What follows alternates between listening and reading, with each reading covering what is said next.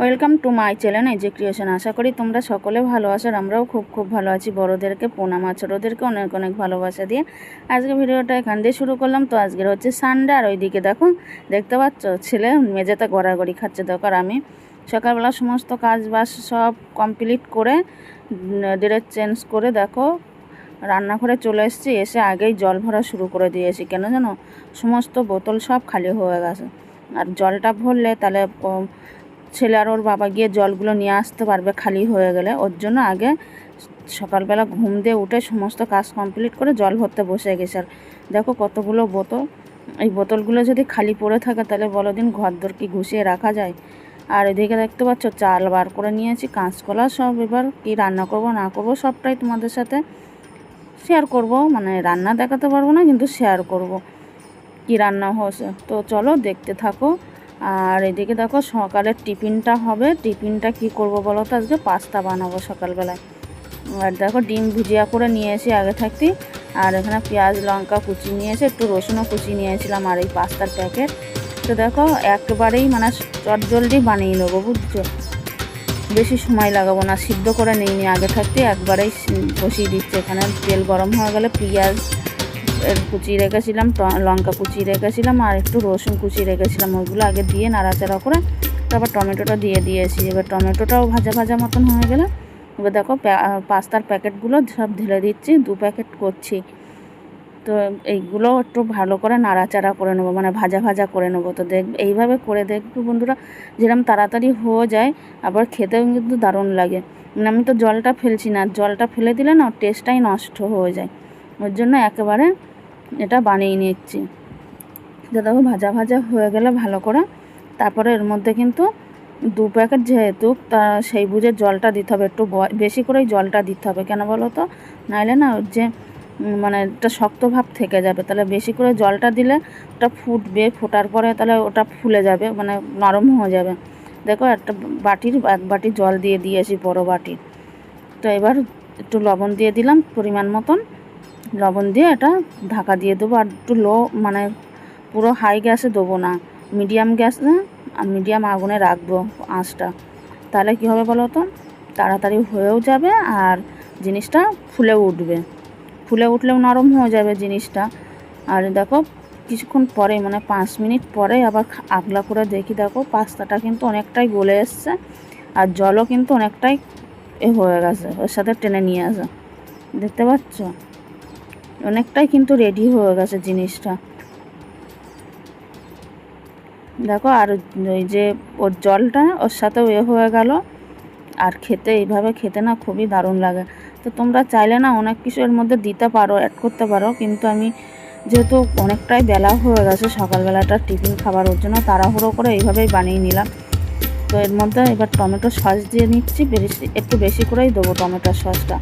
Tomato সসটা তো খেতে খারাপ লাগে না, ভালোই লাগে। আর আমাদের ঘরে টমেটো সসটা সবাই ভালো খায়, ওর জন্য কোনো অসুবিধা হয় না, জানো তো। তো দেখো এবার আবার ভালো করে নাড়াচাড়া করে নিচ্ছি। আর এটা অনেকটা গ্যাসটা মানে বেশি সময় ধরে আবার করবো, যাতে ঝোলটা একটু গায়ে গায়ে হয়ে যায়। বাট বেশি ঝোল ঝোল তো ভালো লাগে না, না।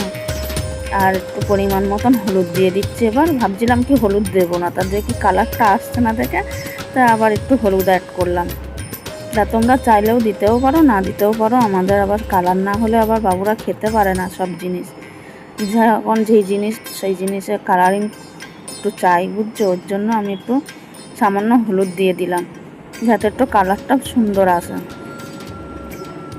আর এবার তারপরে দিয়ে দেবো ডিম ভুজিয়া করা আছে, ডিমগুলো দিয়ে দেবো, দিয়ে ভালো করে নাড়াচাড়া করে। আর এর মধ্যে না আমার খেয়াল ছিল না কোনো ম্যাগি মশলা কিংবা পাস্তা মশলা দিলে না একটু টেস্ট লাগতো।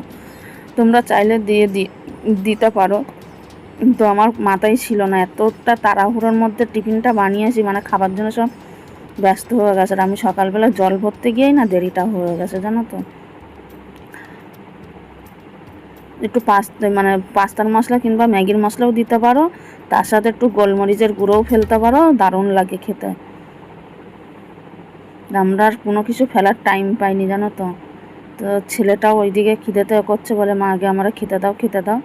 ওই কারণে তাড়াহুড়ো করে বানাতে গিয়ে ভুলে গেছি এইসব। এখন প্রচণ্ড পরিমাণে ভোলা মন হয়ে গেছে, জানো তো। তো দেখো হয়ে গেছে, পাস্তাটা পুরো কমপ্লিট। এবার ছেলেকেও দিয়ে দেবো খেতে। দেখো পাটিতে ঢেলে নিয়ে আসি, পাশের ঘরে মৌকে একটু দেবো আর আমরা 3 জন একটু খাবো। আর এদিকে দেখো তোমাদের সাথে রান্না শেয়ার করিনি, একবার কি রান্না করেছি সেটা নিয়ে চলে এসেছি। ভাত হয়ে গেছে আর অনেকটা বেলা হয়ে গেছে জানো তো। তা বরমশাই আজকে অনেকটাই হেল্প করে দিয়েছে, ঘর বারান্দা ঝাঁট দিয়ে দিয়েছে, বিছনা গুছিয়ে দিয়েছে। জানো ও বাড়ি থাকলে করে, মিথ্যা কথা বলবো না। আর এটা কালকের চাটনি ছিল, তা জানি না খাবে কি না, তো নিয়ে নিই খাওয়ার জায়গায়। আর ওইদিকে ওই প্লেটে সে পাস্তা একটু ওর বাবার খাইনি, মানে পেট ভরে গেছে বলে বেশি খেলে, তো সেটাই ঢাকা আছে ওই বাটিতে। আর একটু জল ঢালা ভাতও রাখা আছে জানো তো। দেখো পাস্তা, ওইটুকু পাস্তা আর খেতে পারিনি। মানে বলছে যদি খায় তাহলে দুপুরের খাবারটাই প্ল্যানটা ভেস্তে যাবে। আর দুপুরে আজকের মেনুগুলো দারুণ হয়েছে, তো ওর জন্য বলে পাস্তা কম কম খাই, দুপুরে ভাতটা বেশি খেতে পারবো জানো তো, ওই কারণে আর খাইনি। আর এইদিকে দেখো চিকেন, যেহেতু আজকে রবিবার চিকেন তো হবে। আর এই রেসিপিটা আসবে পরের ভিডিওতে, তোমরা চোখ রাখবে, দারুণ দারুণ রেসিপি আসবে কিন্তু আমার ভিডিওতে। আর রেসিপিগুলো সত্যি দারুণ হয়েছিল খেতে। আর ওইদিকে আছে কলা বাটা, এইটাও রেসিপি দেবো তোমাদেরকে। আর একটু আছে কালকের ডাল। এই হচ্ছে আজকে আমাদের রান্না হয়েছিল, রান্না করেছি তো 2 ভাগের। আর এই ডাল চাটনি ওগুলো ছিল কালকেরটা, সেটাই গরম দিয়ে দিয়ে রাখছিলাম।